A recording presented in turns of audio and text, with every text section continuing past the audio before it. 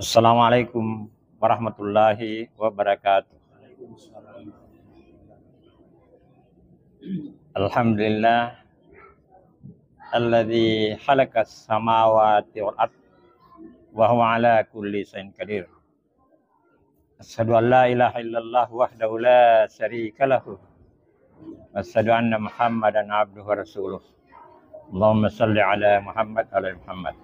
Bapak-bapak, dalam dialog kita kali ini kita akan membahas salah satu ayat dalam surah An-Nisa, tetapi hanya awalnya saja, awal surah yang berbunyi ya ayyuhalladzina amanu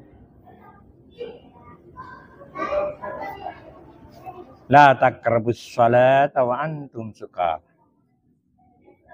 hatta ta'lamu ma taquluna, yang berarti hai orang-orang yang beriman, jangan dekati salat sementara kamu mabuk hingga kau paham apa yang kamu ucapkan. Ila akhirul ayat. Ya. Nah, di sini kita bisa memperdalam pemahaman kita tentang awal daripada ayat ini. Allah melarang la taqrabus shalah, jangan mendekati salat sementara kamu mabuk. Karena kita ketahui bahwa ajaran Islam itu bertahap. Jadi orang dulu masih bisa mabuk. Tetapi kalau mabuk dilarang salat. Hingga kau paham apa yang hingga kau sadar, artinya hingga tidak hilang mabuknya. Kemudian baru datang ayat yang melarang tentang innamal khamru wal maisir azabun min ahlis setan. Nah, itu tentang larangan orang berjudi dan mabuk sebagai pekerjaan setan. Nah, sekarang ada pertanyaan. Kenapa orang mabuk dilarang mendekati salat? Dalam artian dilarang salat. Kenapa? Ya. Artinya orang mabuk itu dalam keadaan tidak sadar sepenuhnya. Dan dia tidak menghayati apa yang dia ucapkan. Nah, sekarang bagaimana dengan orang yang tidak mabuk? Tapi tidak menyadari, tidak memahami apa yang diucapkan. Ya. Jadi salat itu adalah komunikasi antara sang hamba dengan penciptanya. Dalam suatu komunikasi ada beberapa unsur.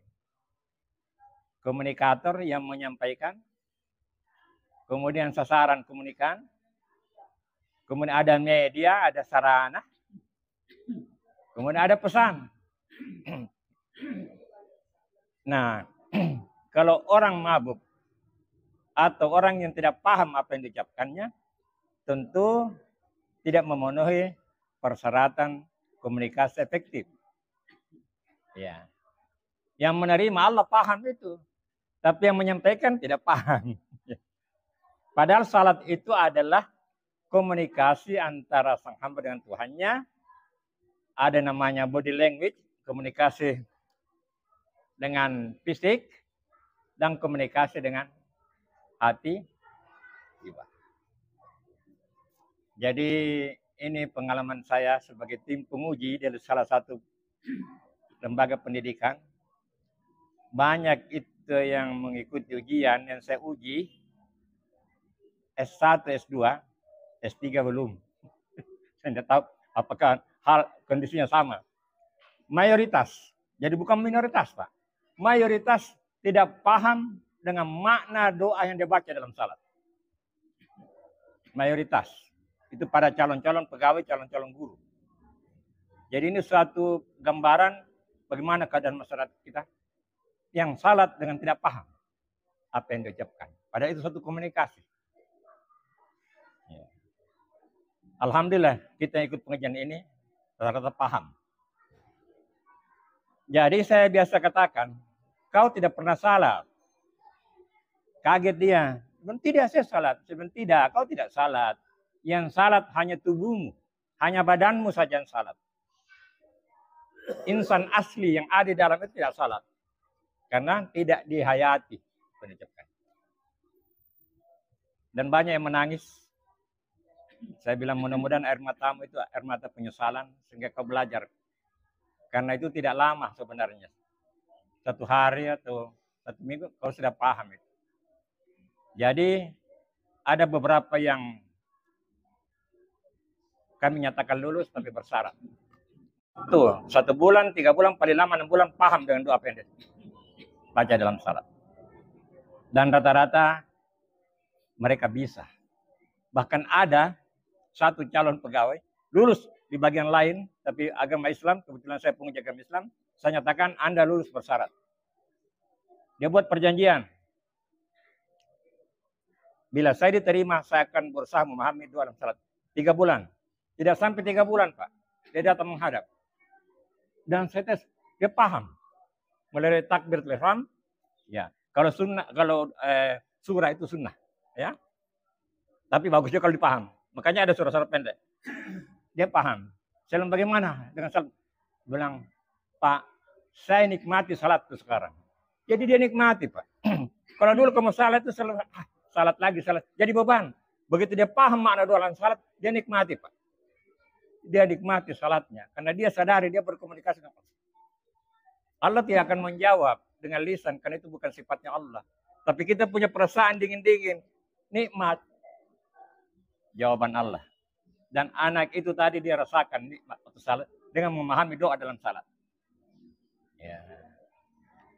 Jadi, kalau tidak salah, Ustaz ya, pernah menyampaikan bahwa salat itu bukan untuk Allah. Tuhan tidak butuh salat. Ya. Kita yang butuh salat. Supaya kita menyadari bahwa kita hamba. Ada yang disembah. Jadi untuk kepentingan kita. Supaya kita tenang, kita damai dalam salat. Jadi itulah pengalaman saya. Dan mari kita berbagi kepada pendapatnya. Bahwa salat itu adalah komunikasi antara kita dengan Allah. Kita menyadari kita hamba dan ada ikrar dalam salat. Satu lagi saya tambahkan. Waktu ujian S2 atau sekolah saya di S2, dosen saya menyampaikan ada orang yang bagus salatnya tapi tidak bagus hubungannya dengan manusia lain. Saya bilang, Pak, tidak bagus salatnya itu. Saya bantah dia. Kalau bagus salatnya, bagus hubungannya dengan lain. Karena di situ ada ikrar. Inna sholati wa nusuki wa mahya wa mamati lillahi rabbil alamin. Makanya dia katakan aqimus shalah, bukan af'alus shalah, bukan kerjakan salat, tapi tegakkan salat. Ditegakkan salat berarti di luar salat kita tegakkan ini, tegakkan janji. Nah, itulah. Ya kita berbagi karena ini dialog. Saya akhiri sampai di sini. Akhir kalam. Assalamualaikum warahmatullahi wabarakatuh. Bismillahirrahmanirrahim. Assalamualaikum warahmatullahi wabarakatuh. Dengan memanjatkan puji syukur alhamdulillah kehadirat Allah Subhanahu wa taala di mana pada sore hari ini kita bersama-sama lagi belajar.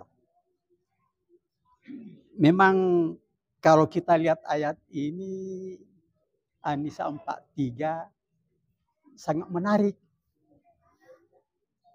Karena ayat ini mengenai sholat.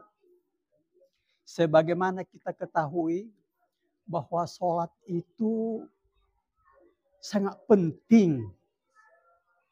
Namun kenyataan yang kita lihat rata-rata sholat kita ini belum bisa khusyuk. Padahal Allah mengatakan kamu ada 4 mazhab cara sholat, tata cara ada yang berlainan tata cara. Tetapi yang paling penting bagi Allah itu yang sampai kepada Allah. Jadi siapa yang paling khusyuk di dalam sholatnya, itulah. Jadi saya ingin menyampaikan sedikit masukan bahwa kita selalu mengatakan khusyuk itu susah. Susah. Saya juga katakan susah. Saya juga katakan susah. Kenapa? Karena memang selama ini saya belajar sebatas syariat.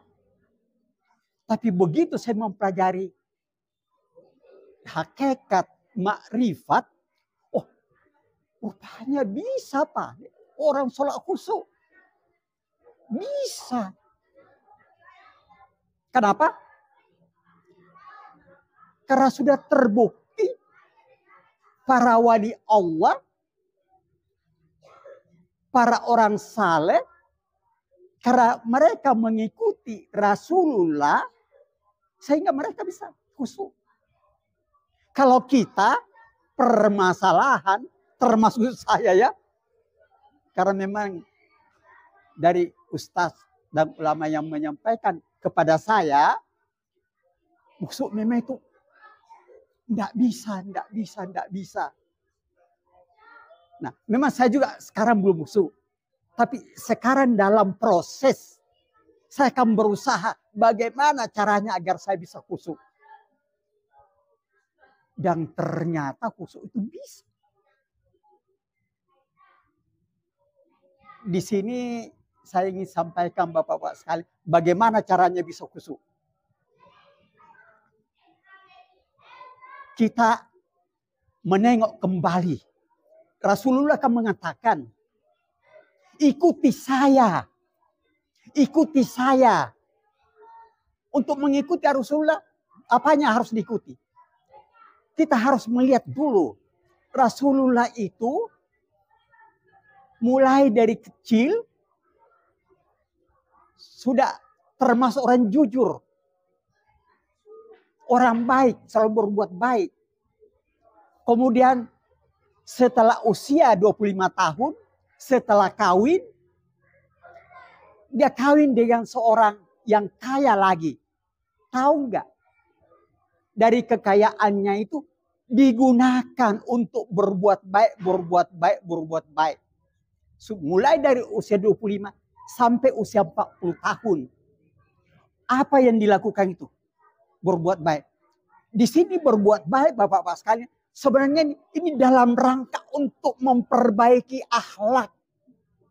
Untuk memperbaiki akhlak. Karena kita ini sebenarnya dengan adanya surat Al-Isra ayat 72. Barang siapa yang buta hatinya di dunia ini. Niscaya lebih buta lagi hatinya di akhirat kelak. Dan dia tidak akan melihat kebenaran dan kebesaran Allah Subhanahu wa taala.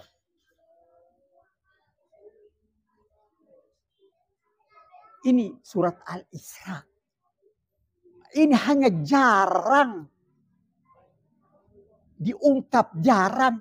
Padahal ini mumpung kita masih harus kita. Jadi dengan katanya ada buta mata hati kita, berarti mumpun kita bagaimana cara supaya kita mata hati kita terbuka. Nah, disinilah perjalanan spiritual Rasulullah Sallallahu Alaihi Wasallam. Mulai usia 25 tahun dia berbuat kebaikan. Apa gunanya kebaikan itu? Kebaikan itu untuk bayar utang. Untuk melunasi dosa-dosa kita yang dibuat sejak lahir sampai sekarang. Setiap kita berbuat kebaikan sedikit, itu Allah akan dan itu akan. Jadi seakan-akan antara kita dengan Allah, pada saat kita di dalam kandungan ibu, pada saat usia 4 bulan, Allah meniupkan rohnya masuk ke tubuh kita. Pada saat itu kita suci bersih. Dan mata kita, 2 mata kita yang melihat. 1 kedua mata kita. Yang kedua mata hati kita, mata kalbu kita itu melihat. Namun setelah lahir ke dunia ini, itu masih terbuka. Tapi begitu buat dosa, disitulah mulai tertutup, buta. Itulah dikatakan surat Al-Isra ayat 72 itu. Barang siapa yang buta hatinya, maka lebih buta lagi hatinya. Nah, jadi Rasulullah itu setelah itu gunanya. Jadi gunanya berbuat kebaikan bersama untuk bayar hutang, menebus dosa, dan yang kedua apa? Karena mungkin kita terlalu banyak dosa sehingga kita punya hijab ini tebal. Antara kita dengan Allah ini tebal. Karena ini seakan-akan hijab penuh dengan kotoran-kotoran, kerak-kerak. Jadi tidak bisa tembus. Nah, dengan adanya kebaikan-kebaikan ini, dosa-dosa kerak-kerak ini terhapus, sehingga jadi tipis. Kalau sudah tipis, disitulah kita Bapak-Bapak sekalian akan diperlihatkan oleh Allah, dibisikkan oleh Allah kebenaran dan kebesaran dari Allah Subhanahu wa Ta'ala. Jadi Rasulullah sallallahu perjalanan antara 25 tahun sampai 40 tahun, yaitu memperbaiki diri dengan berbuat baik. Nah, setelah usia 40 tahun, disitulah beliau menyepi, menyendiri. Dia meninggalkan kerumunan orang banyak, karena orang banyak ini terdiri dari mata buta, yaitu mata hatinya yang buta, maka dia menyendiri ke Gua Hira. Apa yang dilakukan di Gua Hira? Di Gua Hira menyendiri, bersemedi, dan di situ Rasulullah sallallahu alaihi wasallam mengenang bagaimana kebesaran Allah, ciptaan-ciptaannya. Kalau kita lihat ciptaannya, bulan, bintang, matahari, itu dikenang di situ. Sambil bersikir kepada Allah. Bersikir. Dengan setelah bersikir. Disitulah terbuka mata kalbunya. Itulah dikatakan pada saat terbuka mata kalbunya, dipeluk dengan Jibril. Iqra bismi rabbikal ladzi khalaq. Dan ini bukan hanya Rasulullah. Semua nabi-nabi juga sama. Nabi Ibrahim alaihissalam juga sama. Jadi maksud saya itu sebelum terbuka mata kalbunya, dia tidak seorang pun khusyuk di dalam sholat. Tapi setelah terbuka mata kalbunya, disitulah mulai khusyuk dalam sholat. Kenapa?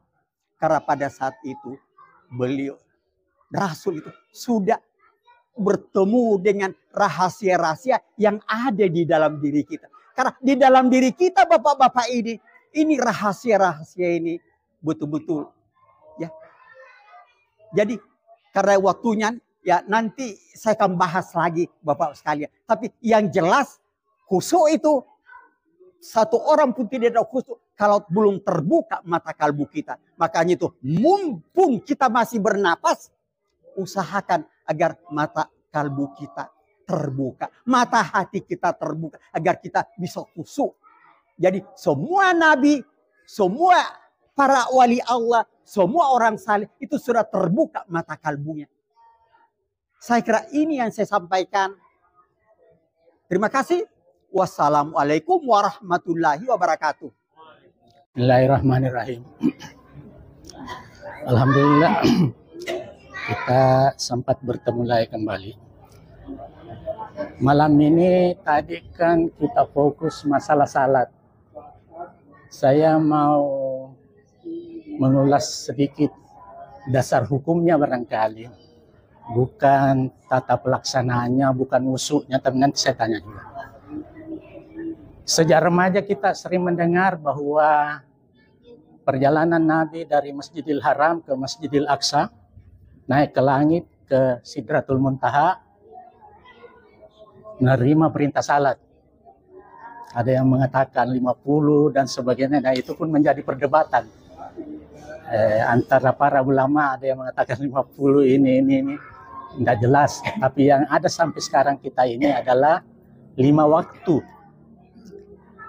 Maaf, saya mengangkat tema ini bukan berarti tauhid kita berubah, tidak. Karena ini dialog, ini diskusi. Jadi ada bagusnya kita merenungkan juga. Karena lagi ramai dibicarakan juga antara para ahli agama, para ustaz, para dan sebagainya, bahwa dasar hukum daripada perintah salat itu yang ada di Al-Quran, Pak ya, yang di Al-Quran, bukan 5 katanya. Bukan 5. Dan karena saya tertarik kalimat itu, saya mencoba buka juga di surat Al-Isra ayat 78 dan surah Hud ayat 114. Saya bisa bacakan anunya. 114 artinya, dan laksanakanlah salat pada kedua ujung siang pagi hari dan pada bagian permulaan malam. Berarti 2 ini. Perbuatan-perbuatan baik itu, kesalahan. Itu surat Hud ayat 114. Kemudian Al-Isra ayat 78. Ada juga, saya karena tertarik kalimat itu, saya sampai buka Al-Quran terjemahan. Laksanakanlah salat sejak matahari tergelincir sampai gelapnya malam. Berarti 1. Jadi tadi 2 tambah 1 berarti hanya 3 yang dalam Al-Quran. Salah seorang ulama ahli tafsir mengatakan, saya sudah beberapa kali mencari dasar hukumnya salat itu, saya tidak temukan. Yang hanya saya temukan Al-Isra dan Al-Hud. Ya, 78 dengan 114. Bisa nanti dibuka juga. Ya, bisa dibuka.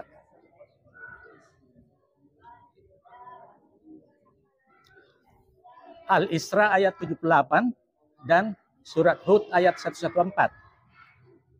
Terjemahnya ada saya copy, tapi maksud saya pada saat ini saya angkat bahwa, tapi saya kembali pertegas bahwa bukan berarti tauhid kita menjadi menurun, ya tidak. Karena banyak masalah dalam agama kita yang masih dibicarakan. Bahkan ada seorang ulama besar mengatakan Islam itu agama yang sempurna. Tapi dia bantah. Justru Islam itu agama yang belum sempurna. Masih banyak yang harus dibicarakan katanya. Dan disertai ayat-ayat. Tapi nantilah next time kita bicarakan. Karena kita malam ini membicarakan adalah salat. Maka ini 2 pertanyaan yang saya angkat. Ya Pak Nur, oke. Selesai. Saya sama Bapak tadi mengatakan, Nabi kita ikuti saja semua, ikuti. Oke, kita sebagai umat Islam kita ikuti. Sejak umur 25 tahun, dia ke Gua Hira dan seterusnya dan seterusnya. Pertanyaan saya, Nabi pada saat itu agamanya apa? Nabi pada saat itu agamanya apa? Agamanya apa? Nanti Bapak jawab. 25 tahun umurnya. Dia pergi bukan bersemadi ya, apakah di sana. Kalau bersemadi kan agama lain. 25 tahun. Harus diikuti, harus diikuti. Apakah Nabi pada saat itu sudah Islam atau tidak?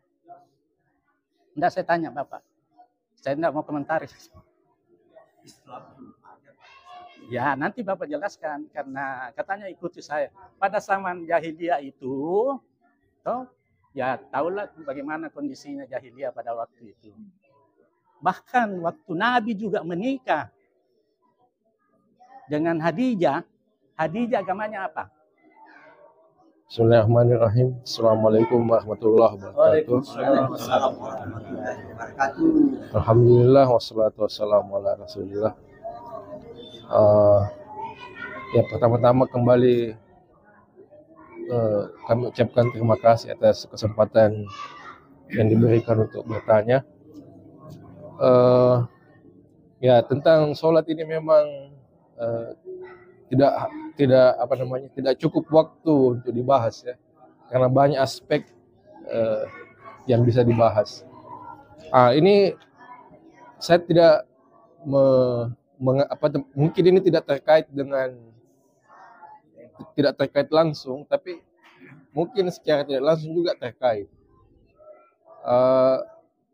Ada salah seorang ustadz pernah mengatakan bahwa tafsir surah Al-Ma'un itu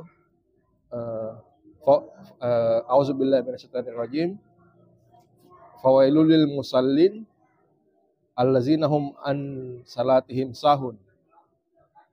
Maka yang artinya maka celakalah orang yang sholat, yaitu yang lalai dalam sholatnya. Ini beliau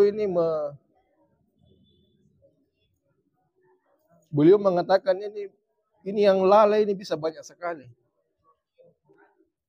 Ya, lalai juga mungkin termasuk tadi bahwasanya dia sholat tapi dia tidak mengerti apa yang dia baca, itu juga termasuk lalai. Dan banyak lagi beliau jelaskan. Termasuk juga misalnya sholat tapi tidak membantu orang miskin misalnya.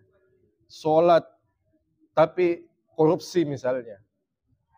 Sholat tapi ijazah palsu misalnya.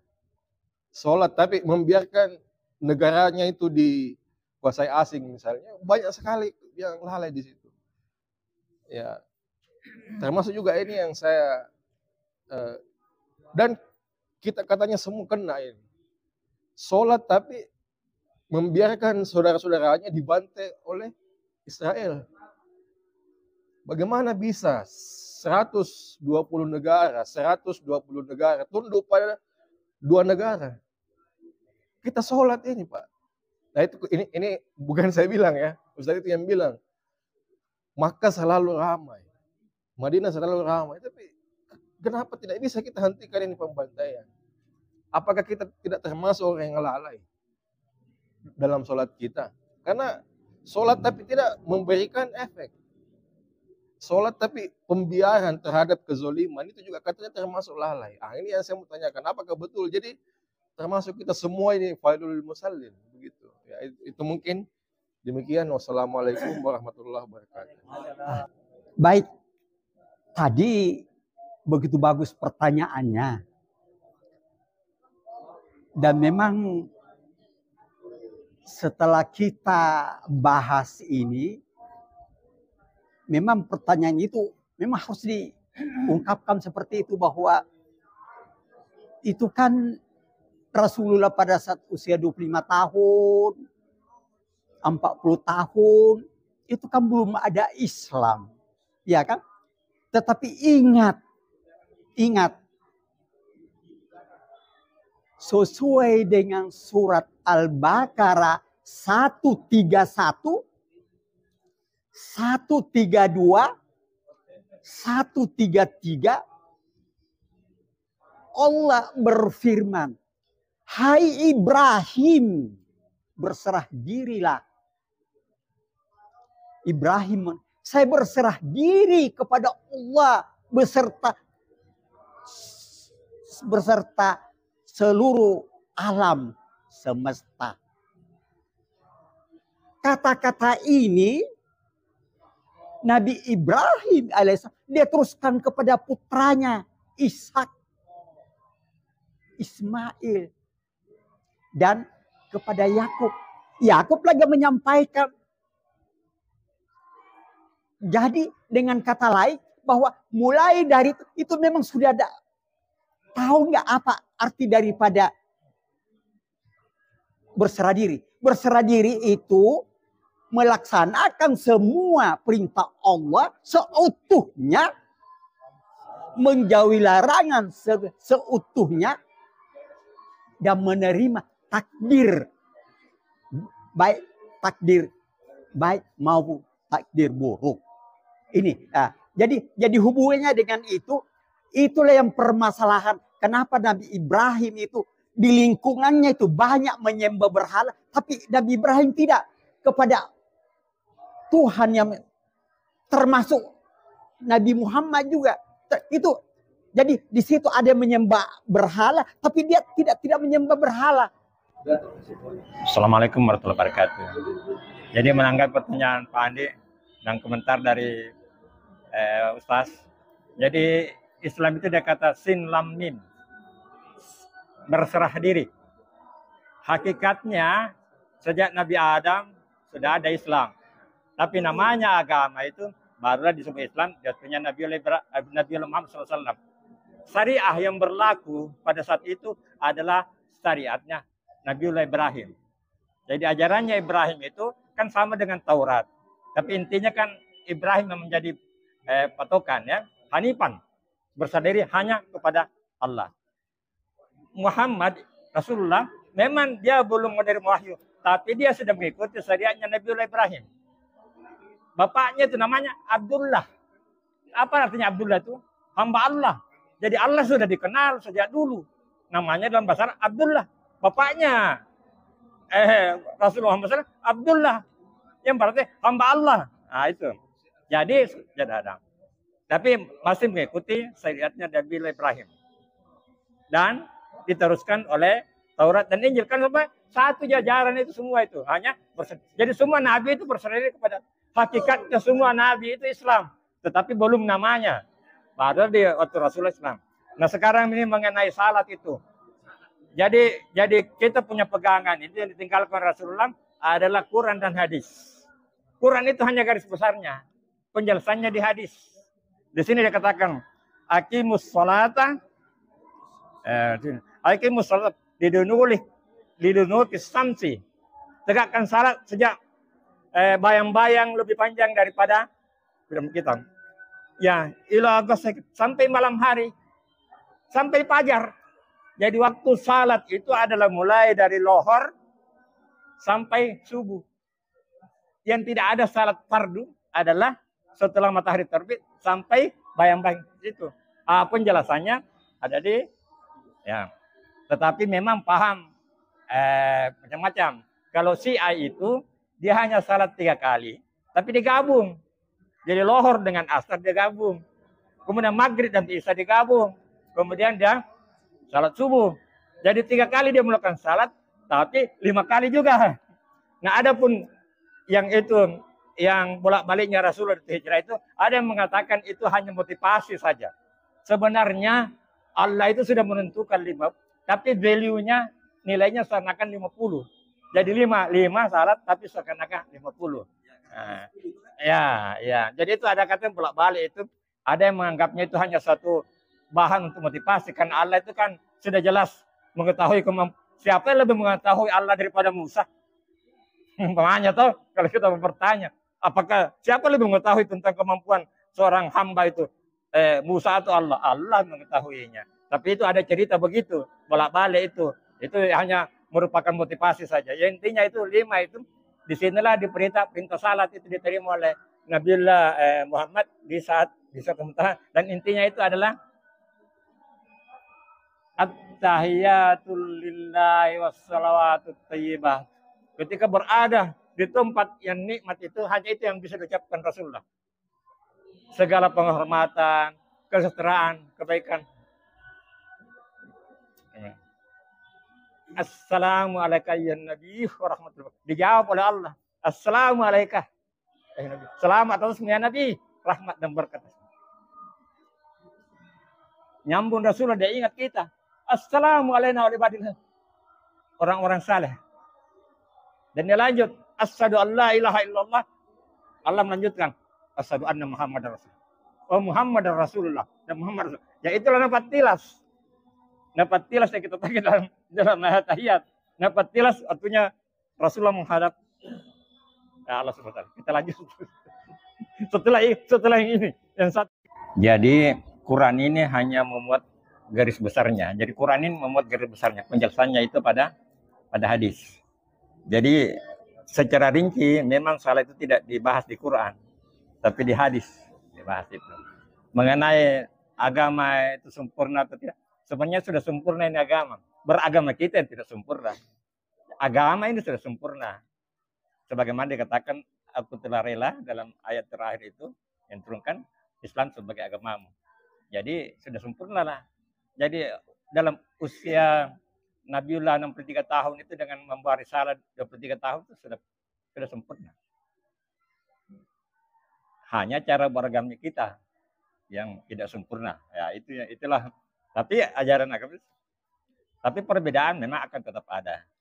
Tetapi saya ingat pesannya Pak Fuad Rumi, marhum. Kalau ada yang berbeda dengan pendapat Anda, jangan marah. Itu berarti menambah pengetahuan Anda bahwa ada melihatnya dari sisi yang berbeda. Ya, jadi begitu ya. Jadi ya, mengenai khusyuk itu, ya itu ada tadi itu illa al khasyun ya.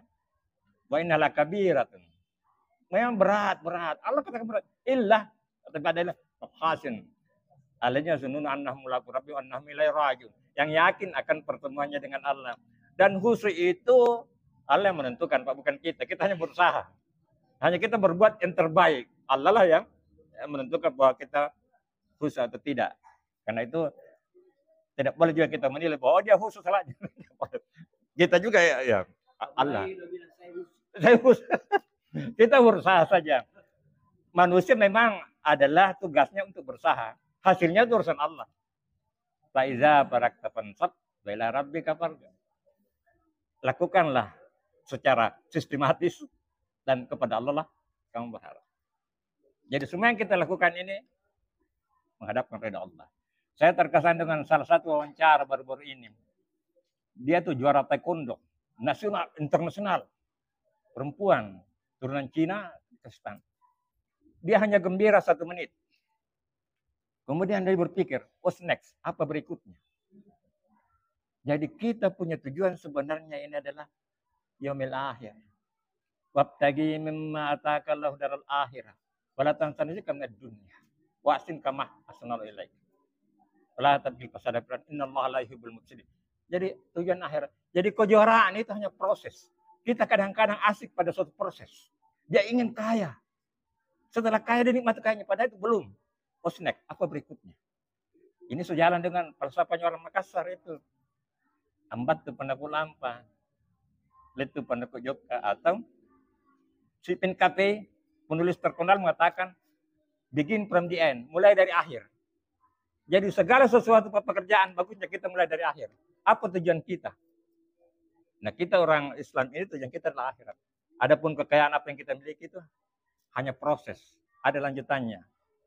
Untuk apa kekayaan? Untuk apa kemewahan? Untuk apa kepopuleran? Tapi ada yang setelah sampai di situ dia asik dengan proses itu. Dia kaya, dia menikmati kekayaannya. Dia populer, dia menikmati populernya. What's next? Apa berikutnya? Jadi ini harus kita ridha Allah. Selalu ridha Allah. Kita juga duduk-duduk di sini, Pak. Apa tujuan kita? Mengharapkan keridhaan Allah. Itu kan kita punya tujuan. Itulah. Dan tapi memang setan memang tidak akan membiarkan, akan berusaha terus. Dia katakan, aku akan menghalangi dari sebelah kanan, sebelah kiri, depan dan belakang. Tapi ada yang tidak disebut, atas dan bawah. Jadi cara melawan setan itu tidak boleh kita frontal, kalah kita. Buat. Tapi gerakan ke atas, gerakan vertikal. Hanya menghadap ridha Allah dan merendah, tidak sombong. Maka itulah Iblis yang mengaku ilalah mukhlisin, illa alal mukhlisin. Kecuali orang-orang yang ikhlas. Dia mengakui juga iblis bahwa dia tidak akan mampu menggoda Dia akan mampu menggoda kecuali yang ikhlas. Jadi ikhlas itulah. Jadi ada katanya 77 masuk terbagi ya. Hanya satu yang masuk surga. Barangkali yang ikhlas itulah masuk surga. Ya, ikhlas itulah yang masuk surga. Minal malu biniat. Bisa ditambahkan, saya kira itu saja. Assalamualaikum warahmatullahi wabarakatuh. Silakan. Apa itu pertanyaan? Apakah betul itu bahwa Maulidul Musallin termasuk kita Oh ya, ya. Di situ dia misalnya jadi kriteria siapa yang lalai yang tidak itu kita ketahui bahwa itu tadi intinya kita berkomunikasi dengan Allah. Jadi kita salat itu Pak bahasa tubuh dengan gerakan-gerakannya nanti bisa kita bahas secara khusus itu. Kemudian bahasa hati artinya kita berkomunikasi dengan Allah. Jadi di saat itu memang ilal hasyunan memang kan berat. Lakabiratun memang berat. Itu yang khusus. Jadi khusus beratnya. Tapi yang lalai itu Pak berarti akim salat zikri itu intinya. Salatlah kamu untuk mengingatku. Jadi selama kita berusaha mengingat Allah, maka itulah khusus itu. Tapi kualitasnya kan beda-beda, khusus juga beda-beda kualitasnya. Jadi kita hanya berusaha Pak. Yang jelas itu Maulidul Musallin salatnya putus-putus itu yang pertama. Kadang-kadang salah, kadang tidak. Itulah Maulidul Musallin. Jadi yang tidak berkesinambungan salatnya. Dan yang kedua adalah mengingkari sumpahnya dalam salat. Itu Bapak. Tetapi la yukallifu nafsan illa usaha laha ma kasab. Jadi Allah tidak membebani orang dalam kemampuan. Jadi kita hanya berusaha saja. Apakah kena semua ini kita? Wallahu a'lam, hanya Allah yang tahu. Ya, tetapi yang jelas yang putus-putus salatnya tidak berkesinambungan itu sudah jelas. Itulah Maulidul Musallin. Dan kemudian dia salat tapi tidak mengingat Allah. Setidak-tidaknya sepanjang waktu salat itu kebanyakan mengingat Allah itu sudah mendekati. Tapi kalau kebanyakan tidak mengingat Allah barangkali itu yang kena. Ya Pak, silakan. Ya. Ini tapi. Mengenai sholat khusyuk. Nah, itulah Bapak-bapak sekalian pandangan bagi mereka yang mengerti syariat dan mengerti hakikat marifat, itulah bedanya. Kalau syariat mengatakan susah tidak bisa, tapi hakikat mengatakan harus. Untuk apa surat Al-Qiyamah ayat 40 diturunkan? Surat Al-Qiyamah ayat 40 yaitu Allah bisa menghidupkan orang mati. Maksudnya menghidupkan orang mati. Kita ini bagaikan orang mati karena jauh dari Allah. Sebabnya apa? Kesadaran kita yang mati. Rohani kita yang mati. Jiwa kita yang mati. Makanya itu tetap bohong, jauh dari Allah, mabuk-mabukan. Nah makanya itu Allah memberikan kita dispensasi agar kita bertobat. Itulah surat Al-Qiyamah. Jadi Allah bisa menghidupkan orang mati. Nah inilah Bapak-bapak sekalian, kalau mau seperti ini harus belajar kepada orang yang hakikat, makrifat itu. Dengan katakan mursyid. Nah, kalau saya ini belajar dari Imam Al-Ghazali, dia sudah memberikan caranya. Dan saya dalam proses, saya berada di sini dalam rangka saya belajar, Pak, belajar ini. Belajar. Dan syukur alhamdulillah, setelah saya belajar ada 2 tahun, saya banyak perubahan-perubahan yang terjadi. Terutama tadinya saya punya jiwa ini keras. Sekarang sudah agak lembut. Saya Pak, kalau di mobil, kalau ada misalnya puntung rokok, tidak bakalan saya buang. Tapi kalau dulu tidak. Langsung buang saja. Tidak ada yang lihat. Tapi sekarang tidak. Saya siap. Biar saya sampah ini nanti tiba di baru saya simpan. Itu jadi Allah membisiki kita kebenaran dan kebesaran Allah Subhanahu wa taala. Itulah, jadi kita harus belajar. Insya Allah kenapa orang saleh bisa? Karena mereka belajar hakikat makrifat. Makanya kalau mau khusyuk, insya Allah bisa. Dan surat Al-Qiyamah ayat 40, barang siapa yang buta hatinya, itu harus dibuka supaya melihat. Jadi mudah-mudahan Bapak sekalian, nanti saya akan jelaskan. Nanti ia akan datang mengenai ini. Bagaimana caranya sholat khusyuk. Insya Allah bisa. Ya.